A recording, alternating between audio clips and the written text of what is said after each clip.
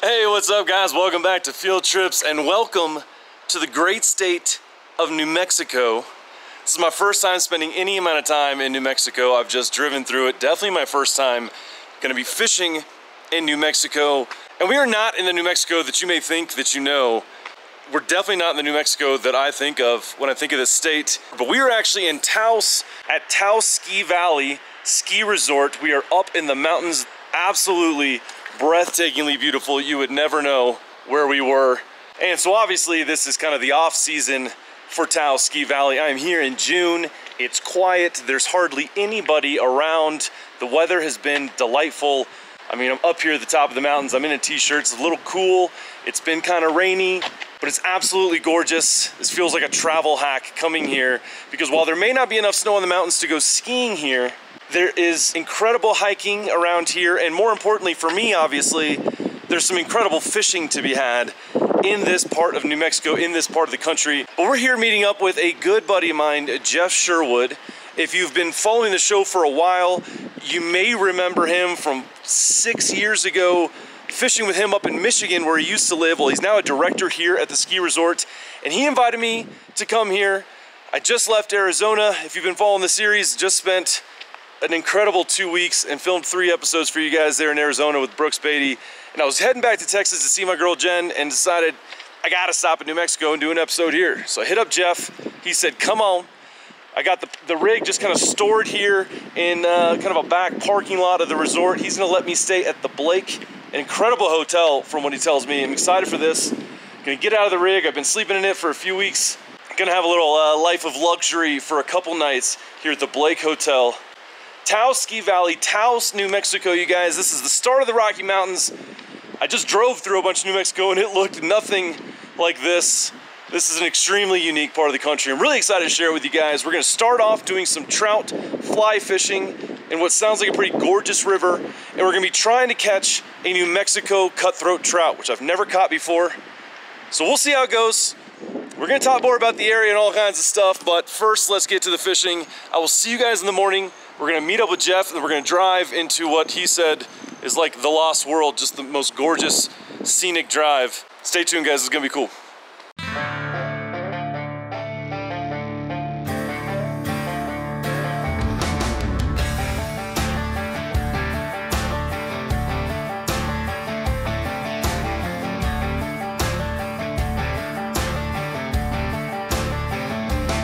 All right guys, so first stop this morning, we just got here to Taos Fly Shop. We're gonna talk to the guys here, see if they have any advice, see if we need to pick up some flies for this spot.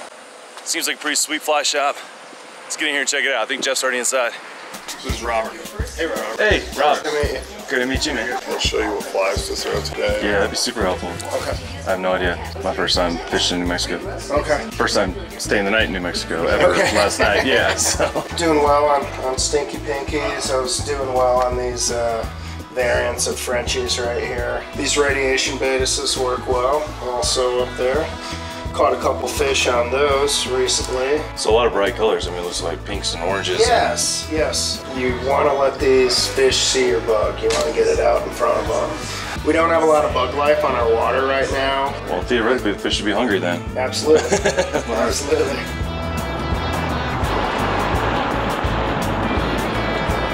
So we made it here to the upper Castilla River, and Jeff told me when we were driving, where I'm taking you, if I were to blindfold you and pop the blindfold off, there's no way you would ever guess that we're in New Mexico. I thought he was exaggerating, but he was not at all. Look at this place.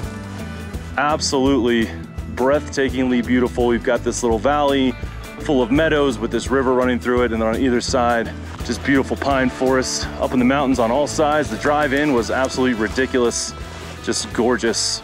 But we're here, we made it. We're not gonna waste any time. We're gonna get down there. We've got a couple different setups. We'll talk about the flies that we're using once we catch a fish and know that we're not using them for no reason. But I've got the 4-weight from Orvis, fiberglass rod, a lot lighter setup. He's got a 5-weight. He's gonna be running kind of an indicator with 2 nymphs below it. I'm gonna try a little dry dropper setup just because I just had success with that in Arizona. And we'll just see, whatever's working, we'll double up on that. But just gorgeous, tons of water to fish and not a bunch of snags. This should be pretty easy to at least present a fly right. And we'll just have to see if the fish wanna cooperate, but I'm stoked for this. This is beautiful. Does not feel like New Mexico. You ready to do it, boss? Ready to Ready to do it. And so this is the oxbow. Okay. And then you're gonna fish from here. Can you see the green moss, which you would not be able to see with any other sunglass on earth?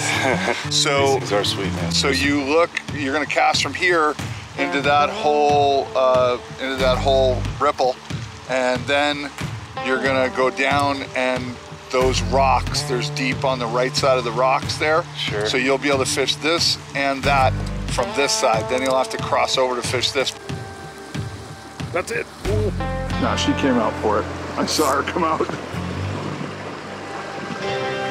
Got him. Oh yeah. Got him.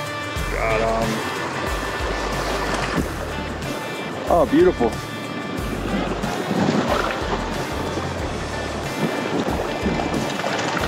Oh. Oh no. Got him. Oh, dude, it's gorgeous. That, I don't know if that's a cut bow or a cutthroat. I can't see it, but. Oh, it's a cut bow. Gotta be. Yep. That's a cut bow? Yeah. That's my first ever. Oh, sweet. It worked. And that's on that orange thing that Chris told us to throw. Taos Fly Shop, Revo Sunglasses, Orvis, and Jeff Sherwood. You know what kind of tree that is? It's a gratuita tree. It's a good time to talk about my gratuity. You're an idiot. So look at this, my first cut bow. Beautiful fish, and really bigger fish than I thought we were fishing for here. But this is a cut bow, meaning half cutthroat trout, half rainbow hybrid, and just beautiful. Look at the crazy colors on the underside. And just a beautiful fish. I mean, right where Jeff said it would be. Made a few drifts, got hung up a couple times, but stuck with it. And there it is, first fish in New Mexico ever. And it's a beautiful, I mean, is that about the size that we're expecting out of here? They get bigger than that in here, yeah? You can get 14s, 15s. Second bite, first fish to hand. Sweet, man. All right, we're gonna let this beautiful cut bow go, my first New Mexico fish. New species. Pew! And there she goes, just hanging out. That was sweet. That was sweet, man. Right. So basically what we're doing, we're literally driving down this road, and anytime we see a good slow section, we're just pulling over. Nobody's on the road. We haven't seen a single person. And we just get out, we fish it, and if not, we hop back in the truck. Jeff's dealing with a knee injury, and so we're just hopscotching down the river.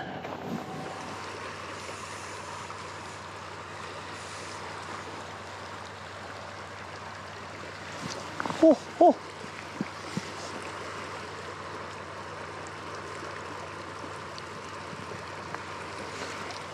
Dude, I don't know. Maybe not. It looks like there should be one there. I'm running it right along that grass. And, same spot. Spot him.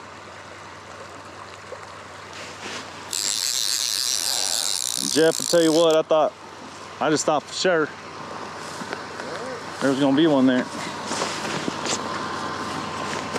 And it's raining. What do you think, weatherman? Is this the kind of rain that sticks around? Yeah. But moving away from us, so as long as we keep moving down the valley, it should be okay.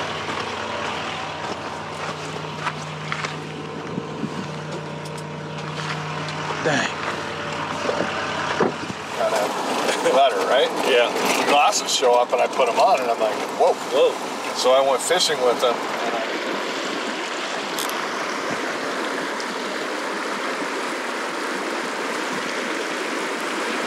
That's it. Oh, I saw it flash. Yep. Yes. He hit it. I set upstream, man. I screwed that up. I got that on video. I screwed that up. I set upstream, but I watched the fish clear as day. Yep. These Revos, man. I told you. He's not gonna give me a second chance. I think he felt hooked. Yeah, you got a hook in him. Yeah, for sure. He came out from under that rock aggressively, and And I know exactly what I did wrong.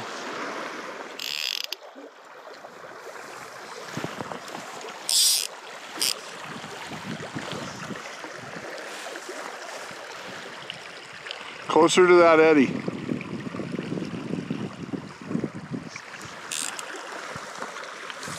Yep. Wow. There you go. Got him. You called it.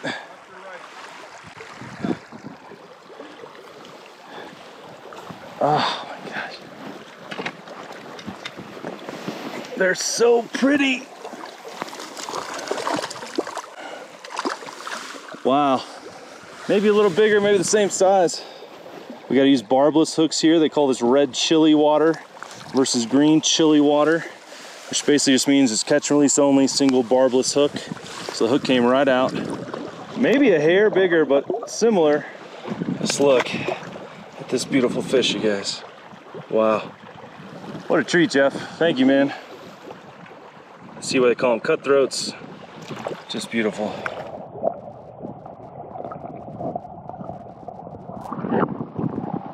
Sick. All right, so this is a fish barrier here, and Jeff just explained to me why it's built this way, but we just saw right there a fish try to jump up that first section, that first little waterfall, and almost made it. But what he's explaining is that bigger fish can make it up to that second section, but it's so flat and shallow, they can't get the right angle to jump up the second section. And this keeps these fish kind of segregated on the river. These rainbows and browns have been terrorizing the native cutthroat trout. And eventually he's saying that above this fish barrier, they may kill out all the browns and rainbows and restock it with native cutthroats. But basically, anytime you see something like this, waterfall, tons of oxygenated water coming down, tons of food being brought down, there's basically like a little lake, a little pond dammed up above it. Always worth flicking a few flies. It looks deep enough. And a lot of times it can hold some giant fish. So I don't know, but we're gonna go down there, make a few flicks at least. Got him. Ah! Big one, too. I just saw a big fish splash right after that one came off.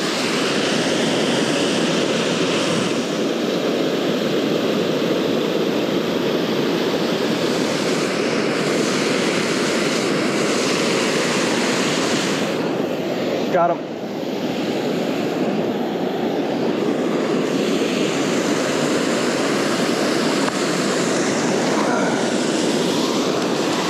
What do we got?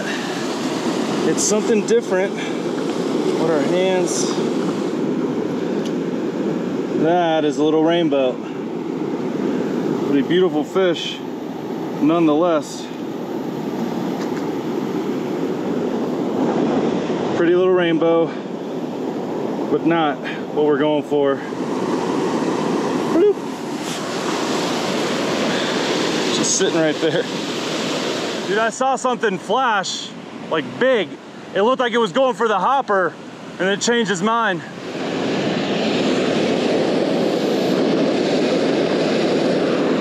Got him.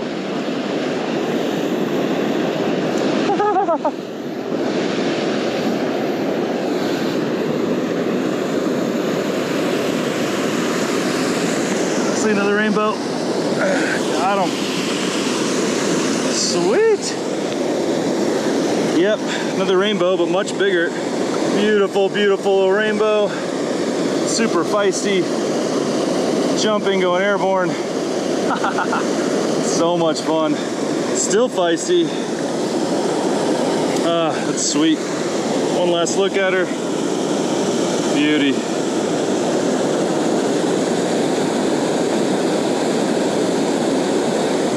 There she goes.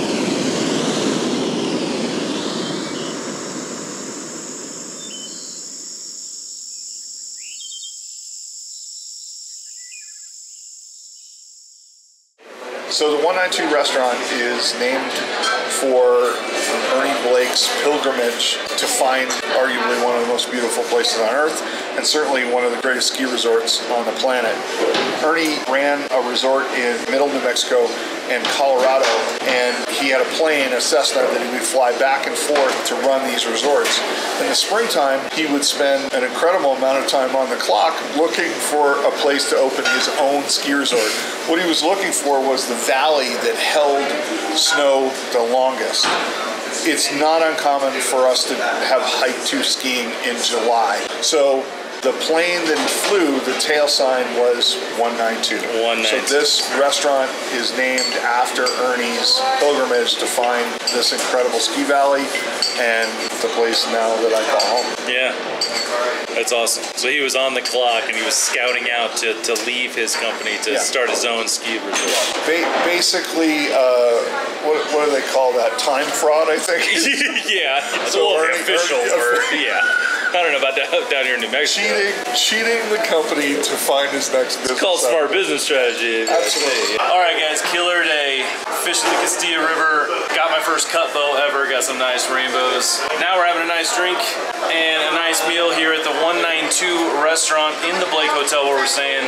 Tomorrow we're gonna be doing something completely different. We're meeting up with Jeff's friend Nick, who runs Taos Fly Shop, and we're gonna be going out on a drift boat in a lake up here in these mountains and fly fishing. Totally switching gears. In fact, we gotta get geared up after this. Excited to see what kind of the other end of the spectrum of fishing here, fly fishing here is up here in the mountains. Almost, man. Right at the finish line. Right at the finish line. My stutter came out. Don't laugh, it's not funny. Edit that out. Yeah, I'll do it. Better look. Yeah, this is where I put stunt double. Where's the more articulate stunt double? Does the Red River go through here too? Yep. I just saw Red River Fish Hatchery, so.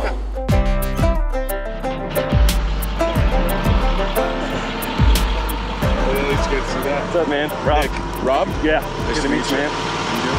Sorry we're late. He's lost. We were here. I counted for that. And then we weren't here. Yeah. It's a big one.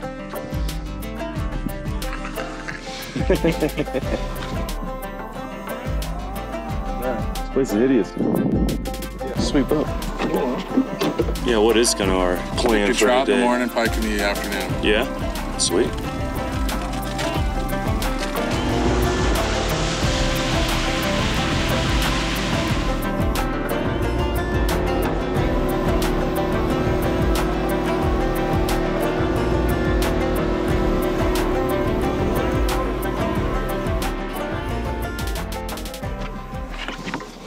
So, let's see, you're righty. So, I'll probably have you cast that way. Okay. I'm gonna turn the boat a little for you. There's probably only like a 30% chance I'm gonna hook you in the back of the head. So I'm having you cast that way. He's like, I know. Well, I told Jeff there's a 50% chance of finding the right boat ramp, but I was wrong. Yep. Overestimated. Overestimated, yeah.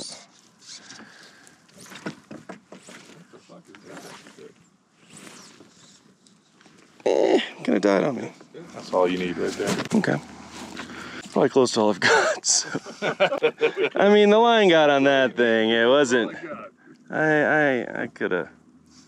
I'm gonna blame your boat. And what do you got under there? I got like a woolly bugger leech thing and a beadhead nymph. I'm an expert, I would say. You got something big, something small. So. That's like probably the hardest thing for me getting into fly fishing is like trying to learn the names of all these. I went to South Dakota and they're like, yeah, what you need is a yum dinger with the, and I'm like, I don't know what you're, it's not like they're labeled. Start talking about yeah, right. It's not like they're labeled on there. Like I go buy them and they're labeled in the store, and then a month later I'm like, I don't know what a single one of these is called. So when you get a strike on that bobber, it's just gonna go under, but you're not gonna feel anything. So just be aware. All right. And am I setting like straight up? Yeah. I don't need to like strip, set, no, just lift. Not for this setup. When we start using the woolly buggers, start stripping that.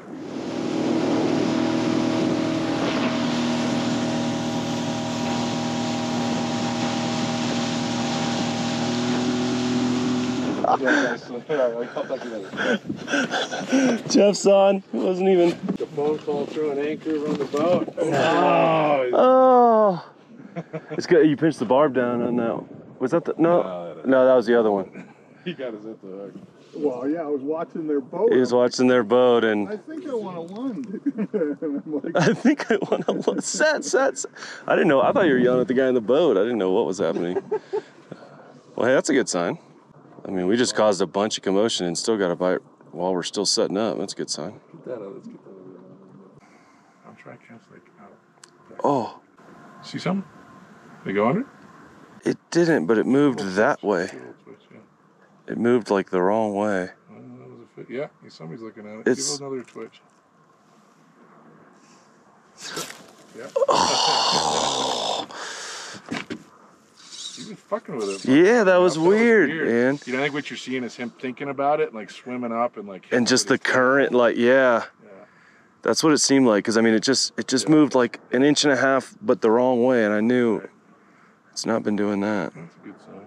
Yeah. We went a little shallower. It's good to see those fish a little shallower. Yeah, they're coming up, huh? I feel like I was pretty Johnny on the spot with the hook set. I don't know that he really took it. Yeah. I don't know. He was. But good to know that. I mean, theoretically I twitched it while he's staring at it, and it didn't scare him or. Yeah. I'd let it sink probably 5 to 10 seconds and then just start stripping it back. And so for this, you know, you definitely want to cast it out there a little ways, but it doesn't have to be across the lake. Okay. And then just rod sit down and strip. And when you feel them, it is more of that strip set, you know. So not lifting the rod.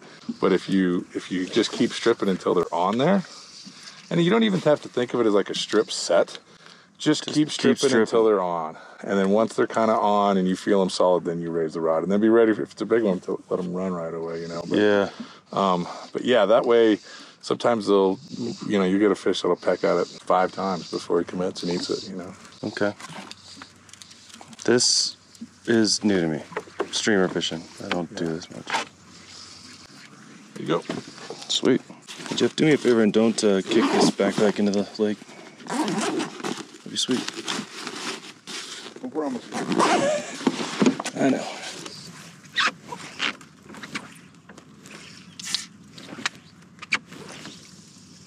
God. It always feels like it's gonna go so much farther than it does. That time I was like, man, I'm about to launch this. It's that throw out at the end. Yeah, I know. I totally ignored your advice, and it did not pan out well for me. Might be a lesson in there somewhere. In Panama, our guide shirts on the back, they say, if at first you don't succeed, try doing what your guide told you to do in the first place. I need that. Yeah, I was like, this is the perfect slogan.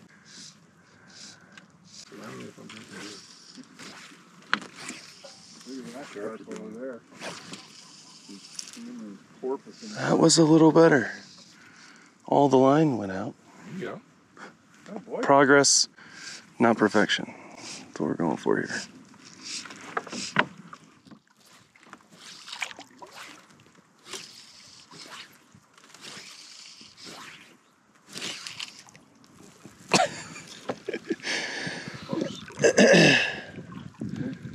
Look, right when I say I start getting confident, Yeah, getting a little cocky. get a little cocky. A wind knot in the fly line, that is a new one. That's the hook, Jeff. That's the hook. What?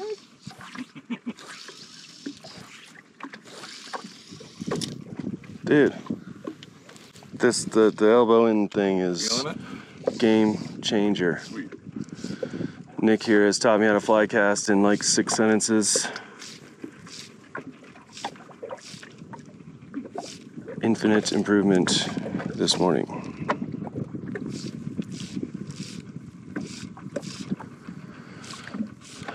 I have never caught a fish stripping line. Like I've never actively caught a fish. It's fun. Yeah. I mean, Today's the day. today's the day.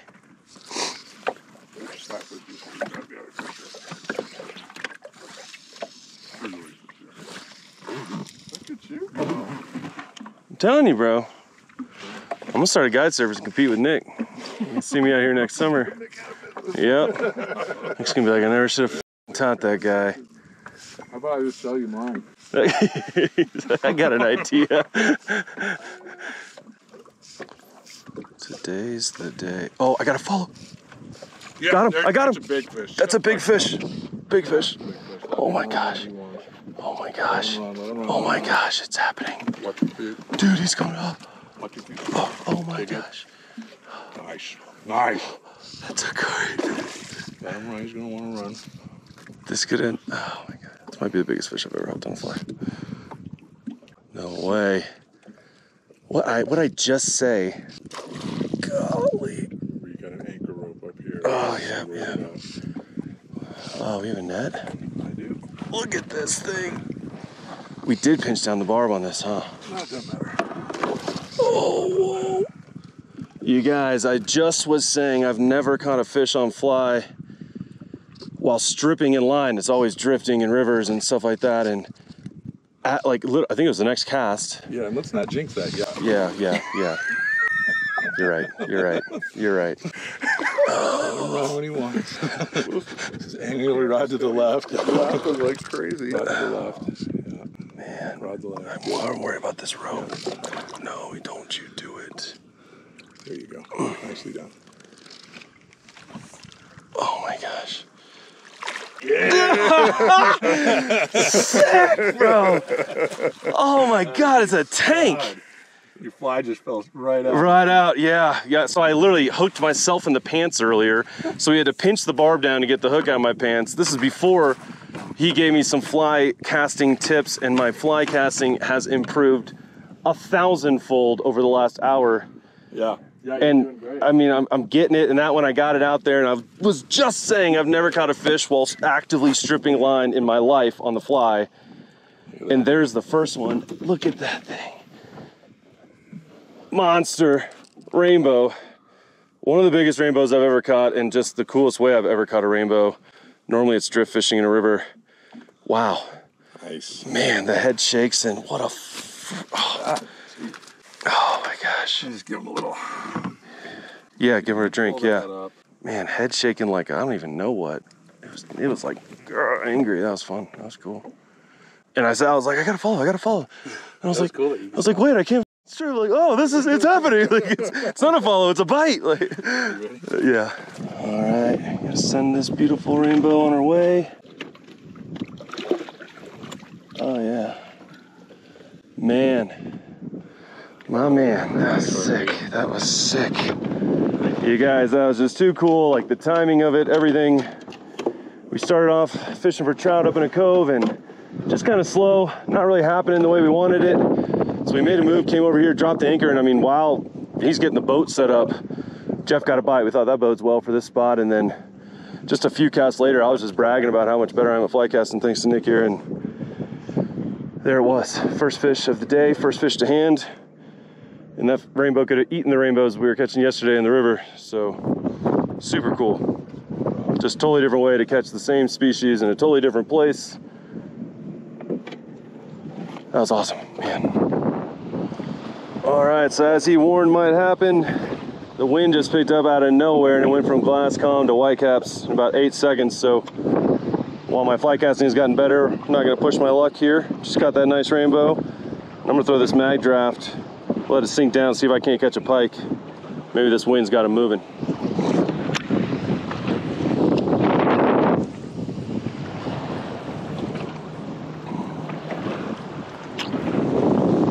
All right, so this wind is not letting up, not even a little bit. So we're gonna make a move, and we're prepared to get wet. And it's not warm. Basically, this wind funneling through that valley over there. He's saying that that's right on the other side. That's kind of the eastern plains, and it's kind of the one gap in these mountains. Oh yeah! And Jeff convinced me not to wear my waders. And Jeff also didn't wear his waders. And we're cold. Got that rainbow just in time. I don't know. We're gonna see if we can get out of it, but I think our easy window may have passed. We'll see.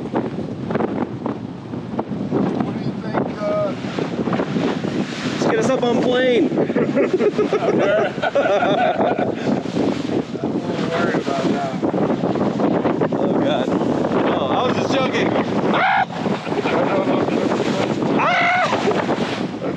Oh, and it's like down this beanbag up my crack right now. Oh.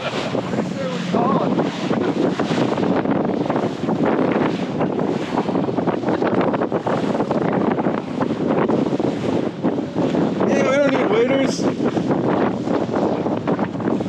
Woo. It's cold.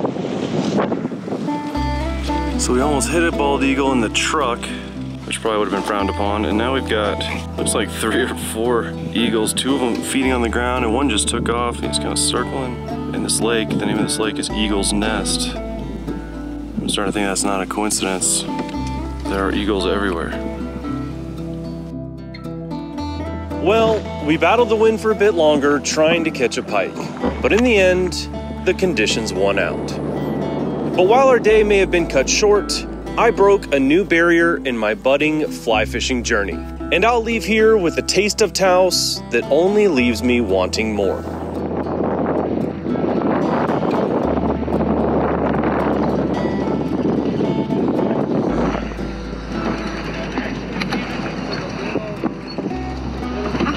Alright. Might be our sign.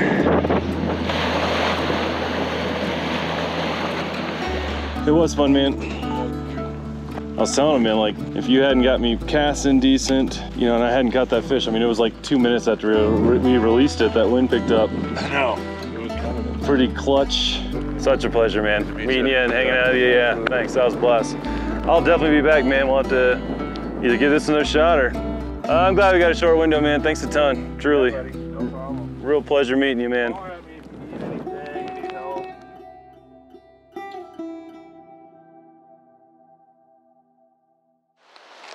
All right, guys, well, unfortunately, that's all the time I've got here in New Mexico.